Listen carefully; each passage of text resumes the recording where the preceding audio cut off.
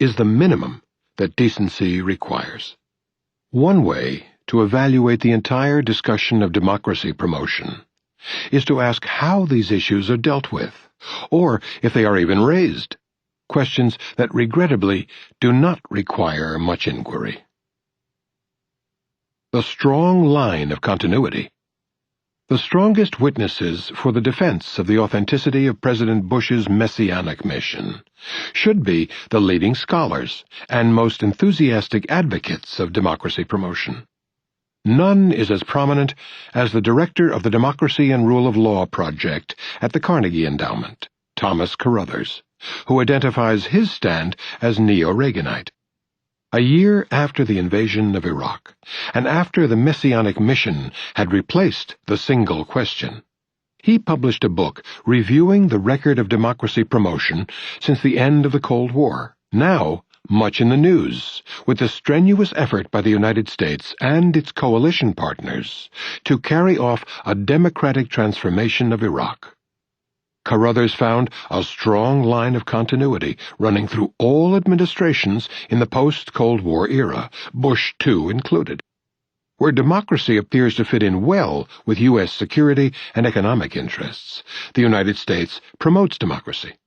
Where democracy clashes with other significant interests, it is downplayed or even ignored. All administrations are schizophrenic in this regard, Carruthers observes, with puzzling consistency, commonly called inconsistency. Carruthers also wrote the standard scholarly work on democracy promotion in Latin America in the 1980s.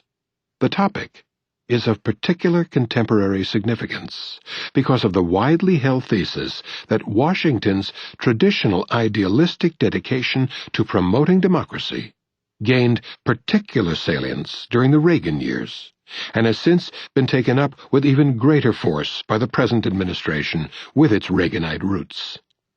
Carruthers writes in part from an insider's perspective, having served in Reagan's State Department in the programs of democracy enhancement. He regards these programs as having been sincere, though a failure and a systematic one. Where U.S. influence was least in South America, progress toward democracy was greatest, particularly in the early 1980s, when the Reagan administration was trying to support the military governments that were on the way out, and if anything, the U.S. policy of that period worked against the democratic trend. Where U.S. influence was strongest, in the regions nearby, progress was least. The reason, Carruthers explains, is that Washington sought to maintain the basic order of what, historically at least, are quite undemocratic societies, and to avoid populist-based change in Latin America, with all its implications for upsetting economic and political orders, and heading off in a leftist direction. The Reagan administration came to adopt pro-democracy policies as a means of relieving pressure for more radical change, but inevitably sought only limited top-down forms of democratic change that did not risk upsetting the traditional structures of power with which the United States has long been allied. The proudest achievement was El Salvador, now offered by Washington as a model for Iraq.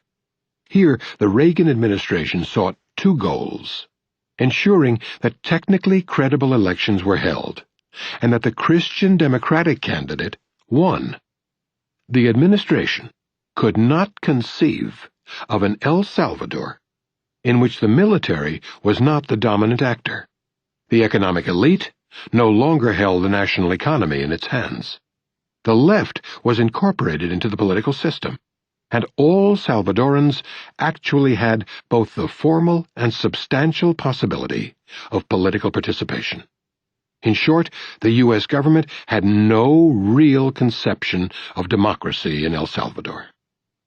While democracy enhancement was proceeding in this manner, the state terrorists, supported by Washington, were slaughtering the opposition by the tens of thousands, carrying out hideous torture and other atrocities, destroying the independent press, and leaving behind a culture of terror that domesticates the expectations of the majority and undermines aspirations toward alternatives that differ from those of the powerful.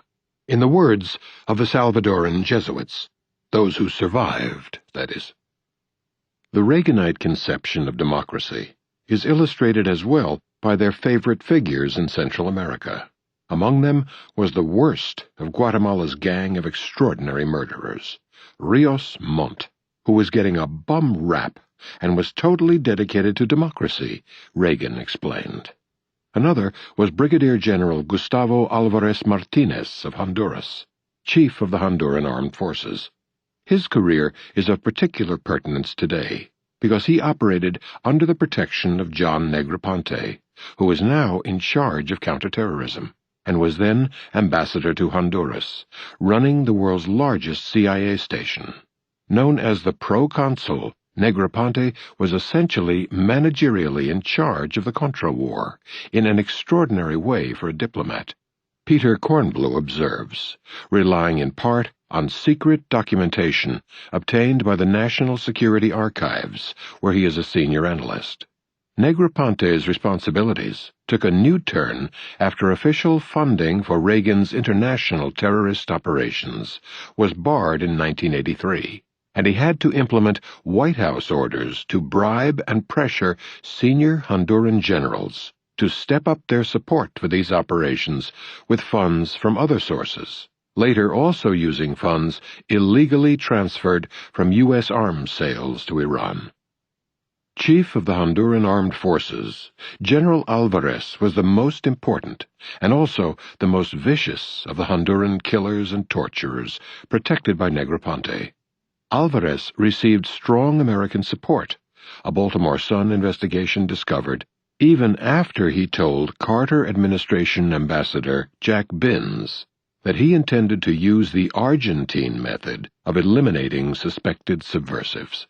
Negroponte, Binns' successor, regularly denied gruesome state crimes in Honduras to ensure that military aid would continue to flow for the international terrorist operations he was managing.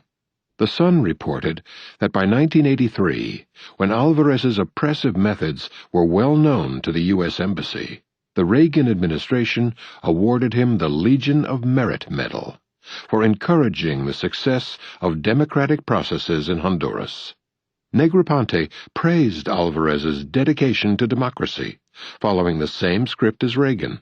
The elite unit responsible for the worst crimes in Honduras was Battalion 316, organized and trained by the United States and Argentine neo-Nazis, the most barbaric of the Latin American killers that Washington had been supporting. Honduran military officers in charge of the battalion were on the CIA payroll. When the government of Honduras finally tried to deal with these crimes and bring the perpetrators to justice, the Reagan-Bush administration refused to allow Negroponte to testify, as the courts requested. All worth remembering, along with a treasure trove of other examples, when we read about the Reaganite passion for democracy promotion. In short, the strong line of continuity goes back a decade earlier to the Reagan years. In fact, far beyond. Democracy promotion has always been proclaimed as a guiding vision, but it is not even controversial that the United States often overthrew democratic governments, often installing or supporting brutal tyrannies: Iran, Guatemala, Brazil, Chile, and a long list of others. The Cold War pretexts regularly collapse under investigation. What we do find, however, is the operative principle that Carruthers describes. Democracy is a good thing if, and only if, it is consistent with strategic and economic interests. Putting aside doctrinal blinders, it is hard to disagree with Latin American scholar Charles Bergquist that rather than promoting democracy in Latin America, consistent and often brutal U.S. opposition to struggles for reform of deeply unjust and undemocratic societies has historically subverted democracy, both at home and abroad, while serving the security interests of privileged elites in the hemisphere, who have benefited most from the social status quo. Serious mainstream scholarship has long recognized that while paying lip service to the